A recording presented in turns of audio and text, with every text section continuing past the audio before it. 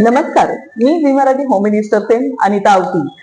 आज जागतिक महिला दिन विशेष मुलाखतीमध्ये बंधुता न्यूज चॅनल वरती आपल्या सर्वांचं स्वागत करते. आज आपण जागतिक महिला दिन विशेष मुलाखतीमध्ये बघणार आहोत एक अशा कर्तृत्ववान स्त्री सोबत आपण गप्पा मारणार आहोत. आकाशी झेप घेणारी नारी तू, कर्तव्याने नेलेली गृहिणी तू, प्रसंगावरती मात करणारी झांसी तू, प्रसंगावरती मात करणारी झांसी तू आणि शत्रूंवरती वार करणारी रणरागिणी तू. अशीच एक रणरागिणी आज आपल्याला भेटायला आली आहे, जे आपल्या आयुष्यामध्ये अनेक अडचणीवरती मात करून अनेक संकटांना सामोरे जाऊन कोणत्याही प्रसंगाला न डगमगता आपले स्वप्न साकारात आणून एक वर्दीमध्ये रुबाबात राहणाऱ्या आपल्या महाराष्ट्राच्या आपल्या सांगली जिल्ह्यामध्ये असणाऱ्या एक आदर्श PSI रेश्मा खोतना आज आपल्याला या ठिकाणी भेटायला आलेल्या आहेत. सांगली शहर पोलीस स्टेशन मध्ये 2 वर्षापासून त्या कार्यरत आहेत. नमस्कार मॅडम. नमस्कार. आज जागतिक महिला दिन विशेष मुलाखतीमध्ये बंधुता न्यूज चॅनल वरती आपलं सहर्ष स्वागत. आपल्याला प्रथमतः जागतिक महिला दिनाच्या खूप खूप शुभेच्छा. थँक्यू.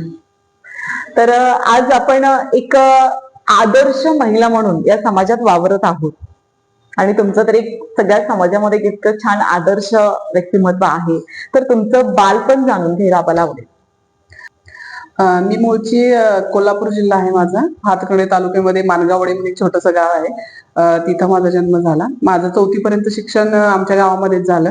अजूनही आमच्या शाळेत 4थी पर्यंत शाळा आहे. कारण 5वीच्या पुढचं शिकायचं असेल तर बसेस येतात किंवा दुसऱ्या गावामध्ये जावं लागतं. म्हणजे माझं 4थी पर्यंत शिक्षण गावीच झालेलं आहे.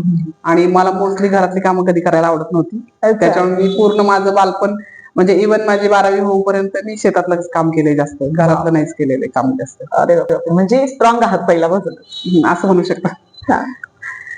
तर तुम्हाला या क्षेत्रामध्ये कोणाचा पाठिंबा आहे किंवा फॅमिलीमध्ये मेंबर्स अजून कोणी आहेत त्या पोलीस क्षेत्रामध्ये, की तुमचा वैयक्तिक निर्णय होता?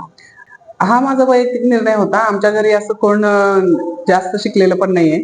म्हणजे मी माझ्या समाजातली पहिली PSI आहे. वा. PSI महिला.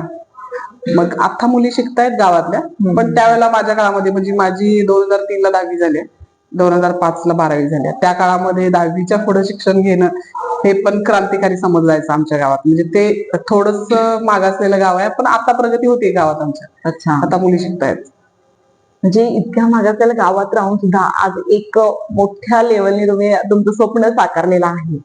तर या क्षेत्रामध्ये कार्य करत असताना एक फॅमिली आणि प्रोफेशन यामध्ये बऱ्याच अडचणींना पण सामोरं जावं लागत असेल. थोडस महिला म्हटलं की थोडस गृहिणी. आणि माझा पूर्ण काळ कसा, माझं 12वी नंतर 5 वर्ष गॅप पडले शिक्षणामध्ये. 5 वर्षानंतर मग मी पुढचं सगळं शिक्षण आणि मग स्पर्धा परीक्षा असं म्हणजे बराच काळ केलेला आहे. म्हणजे अजूनपर्यंत मी गृहिणी म्हणूनच हे केलं, वावरलेलं आहे किंवा काम केलेलं आहे. त्याच्यामुळे थोड्याशा घरातल्यांच्या पण अपेक्षा असतात किंवा जनरली महिलांना काम करताना घर आणि वर्क लाईफ असं दोन्ही बॅलन्स करावं लागतं. त्यात थोडं कसं आहे, मी हे प्रोफेशन निवडतानाच घरातल्यांना बऱ्यापैकी जाणीव दिली होती याची. त्याच्यामुळे थोड्या गोष्टी कधी कधी तर होऊन जातं, तेवढं समजावून सांगितलं की ते पण ऐकतात. म्हणजे थोडस बॅलन्स घरातल्यांचा आणि आपला किती सुसंवाद आहे. आणि आपण ज्यावेळेला घरी असतो किंवा ज्यावेळेला आपण घरी असतो त्यावेळेला क्वालिटी टाइम कसा देतो त्यांना, बरोबर, हे पण जास्त महत्वाचं आहे. अगदी बरोबर आहे. त्याच्यामुळे ते होऊन जातं. बरोबर, अगदी बरोबर आहे. तर तुमच्या लाईफ मधला एखादा आनंदाचा क्षण आणि एखादा दुःखाचा क्षण आम्हाला ऐकायला आवडेल. आनंदाचा क्षण म्हटला तर 4 जुलै 2023 ला रिझल्ट लागला. हा माझा खूप आनंदाचा क्षण होता. कारण त्या एका क्षणामुळे आयुष्य खूप बदललं, स्वप्न सत्यात उतरलं. हा असं म्हणू शकतो. आणि दुःखाचा म्हटला तर तशा 2 घटना म्हणून सांगता येतील मला. पहिली गोष्ट म्हणजे 12वी नंतर माझं लग्न झालं आणि पहिल्याच वर्षी मुलगी झाली. आणि ती 1-2 वर्षाची झाल्यानंतर समजलं की तिला बाबा 100% दोन्ही कानाने ऐकू येत नाही. हा माझा एक दुःखाचा आणि धक्कादायक क्षण होता. त्याच्यानंतर माझा रिझल्ट लागायच्या 1.5 महिन्यापूर्वी आमचे बाबा एक्सपायर झाले, ज्यांना हा रिझल्ट ऐकायला मिळाला नाही. ह्या 2 घटना खूप जास्त दुःखाच्या आहेत असं मला वाटतं. नाही, बरोबर आहे. तरी पण कोणत्याही दुःखांना तुम्ही न डगमगता, परिस्थितीला न डगमगता आज तुम्ही तुमच्या लाईफ मध्ये एक चांगल्या प्रोफेशन मध्ये कार्यरत आहात. खरंच तर या प्रोफेशन सोबतच तुमच्या आयुष्याचं पुढचं ध्येय काय आहे? मला आता जरी मी कोल्हापूर जिल्हा असला, इचलकरंजी आणि सांगली हे काही खूप म्हणजे असं मला वाटत नाही की मी दुसऱ्या जिल्ह्यात जॉब करते असं. मला आता जे जे पोलीस स्टेशनला मी काम केलं, थोडं एक वर्षभरात जेवढं मी काम केलं त्याच्यावरून आणि एकंदरीत माझ्या पूर्ण लाईफ मध्ये आतापर्यंत मी जे स्टेपवर जात गेले, जे करत आले, त्याच्यामध्ये काही गोष्टी मला लक्षात आल्या. मला वाटतं त्याच्यावर थोडं जरी काम करता आलं मला तरी मला छान वाटेल. पहिली गोष्ट म्हणजे आज ज्या मुली आहेत, म्हणजे आपल्या लोकसंख्येमधले 50% पुरुष आणि 50% महिला, म्हटलं तर 50% महिला आहेत. त्याच्यामध्ये कोणत्याही प्रकारचे काम करा किंवा काही करा, पण तुम्ही स्वतःच्या पायावर उभं राहा, इंडिपेंडंट व्हावं. याच्यासाठी आमच्या क्षेत्रात येण्यासाठी म्हणजे पोलीस भरती असेल किंवा आर्मी भरती असेल किंवा जे काय असेल, जे माझ्याकडे नॉलेज आहे, जे आतापर्यंत मी शिकले, ते माझ्या आजूबाजूच्या परिसरातल्या महिलांना, मुलींना द्यायला मला खूप आवडेल. आणि याच्यानंतर दुसरं असं आहे की माझी मुलगी कर्णबधीर आहे, तर ह्या मुलांच्या स्पोर्ट्स किंवा बाकीच्या इतर ऍक्टिव्हिटी अशी काही क्षेत्र आहेत जिथे ही मुलं चांगली काम करू शकतात. ते त्या पालकांच्या पर्यंत, म्हणजे जे सामान्य कुटुंबातले आहेत, जसं मी लोअर मिडल क्लास फॅमिलीतून आले, अशा फॅमिलीमध्ये याची जागृती नाहीये किंवा ती माहिती नाहीये. गव्हर्नमेंटच्या बऱ्याच अशा योजना आहेत की या मुलांसाठी आहेत किंवा महिलांसाठी आहेत, मुलींसाठी आहेत. तर ह्या गोष्टी तिथपर्यंत त्यांच्यापर्यंत पोहोचाव्यात आणि ते कुठेतरी पुढे जावेत, याच्यासाठी माझं काम करत करत मला हे करायला आवडेल आणि मी तो करायचा प्रयत्न करते माझ्या परीने. अच्छा, म्हणजे जे लोकांसाठी सुविधा आहेत किंवा ज्या काही सुविधा महिलांना किंवा लोकांना माहिती नाही आहेत तिथपर्यंत तुम्ही त्यांना पोहोचवण्याचा, हे एक प्रोफेशन सोबत एक सामाजिक कार्य सुद्धा करणं तुमचं ध्येय आहे. हो, बरोबर. तर आजकाल महिलांना म्हणजे अनेक अत्याचार होत आहेत, मुलींच्यावरती बऱ्याच ठिकाणी भरपूर अत्याचार होत आहेत. तर त्या संदर्भात तुम्हाला अत्याचार करणाऱ्यांना असेल किंवा समाजाला काय सांगणार? असं जेन्युअनली गोष्टी होत आहेत आता. म्हणजे आता बरेच आपण न्यूज ऐकतो, 8 वर्षाची मुलगी, 1.5 वर्षाची मुलगी, 10 वर्षाची, 12 वर्षाची. याच्यामध्ये थोडस म्हणजे जसं आपण मुलींना म्हणत असतो की नाही तुम्ही व्यवस्थित राहा, व्यवस्थित कपडे वापरा, व्यवस्थित राहा, वेळेवर या, अनोळखी व्यक्तीशी बोलू नका, अशाच प्रकारे तुम्ही मुलांना पण हे दिलं पाहिजे ना. केसेस होत आहेत, मग त्याच्यावर कोर्टात ट्रायल होत आहेत, मग त्यांना शिक्षा लागते, ही गोष्ट होत राहते. पण याचा जो बेस आहे ते बेस सुधारण्यासाठी परत ती महिलावर येते, जी तुमच्या घरात आई असते, आजी असते किंवा बाबा असतात, आजोबा असतात, चुलते असतात, चुलते असतात.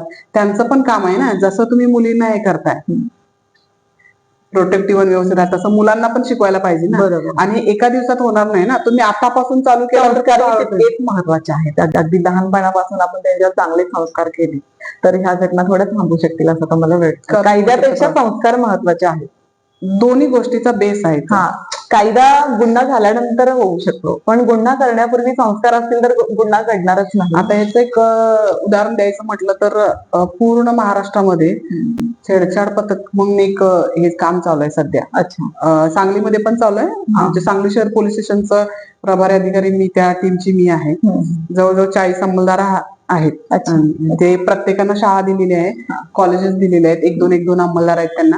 आणि त्याच्यामध्ये शाळेत काय होत असेल एखादी चुकीची घटना किंवा आम्ही पॅरेंट टीचर मिटिंगला आम्ही अटेंड करतो, त्यावेळी त्यांना सांगतो की बाबा बॅड टच गुड टच काय आहे आणि कशा प्रकारे काही गोष्टी होत असतील तर तुम्ही डायरेक्ट कॉल करू शकता पोलीस स्टेशन 112 ला कॉल करू शकता किंवा ते जे अंमलदार आहेत त्यांचा नंबर दिलेला आहे, माझा नंबर पर्सनली दिलेला आहे. म्हणजे हे सगळं जनजागृती करायचं काम चालू आहे, जेणेकरून या गोष्टी होऊ नये त्याच्यासाठी. तर म्हणजे मुलगीला आजकाल फॅशन युग इतकं वाढलंय की मुलगीला एखाद्या चंद्रासारखी सुंदर बनवून तिच्यामध्ये फक्त सुंदरपणाच्या भावना न भरता सूर्यासारखी तेज बनवलं तर लोक तिच्याकडे बघताना नजर झुकवून बघतील, बघताना नजर खाली झुकवतील. अशा पद्धतीनं घडवणं कार्य तुमचं सुरू आहे या पद्धतीचं, बरोबर? हो. तर या कार्याला आमच्याकडून खूप साऱ्या शुभेच्छा आहेत मॅम. ऍक्च्युली आता तुम्ही तर इतक्या PSI लेवल पर्यंत आहात आणि तुम्हाला या वर्दीचा नक्कीच अभिमान असणार आहे. आणि माझंही स्वप्न होतं की वर्दीमध्ये कधीतरी मी दिसावं, पण वर्दी असणाऱ्या महिलेसोबत आज मी गप्पा मारते, मलाही खूप छान वाटतंय. पुन्हा एकदा तुम्हाला जागतिक महिला दिनाच्या खूप खूप शुभेच्छा आणि पुढच्या वाटचालीसाठी सुद्धा शुभेच्छा. असंच भेटत राहू आणि महिलांना तुम्ही असंच मार्गदर्शन करत राहा आणि तुमचा पाठिंबा आमच्या सांगली जिल्ह्याला नक्कीच राहू दे.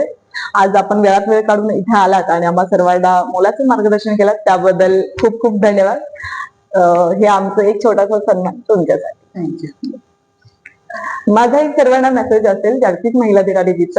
आज आपण PSR मॅमशी संवाद तर साधलेलेच आहोत, तर सर्व महिलांनी स्वतःच्या रक्षणासाठी चंद्रासारखं सुंदर बनून दुसऱ्यांना चेहरा दाखवण्यापेक्षा सूर्यासारखं तेजस्वी बना, जेणेकरून जे आपल्याकडे बघणाऱ्यांची नजर नक्कीच खाली झुकेल.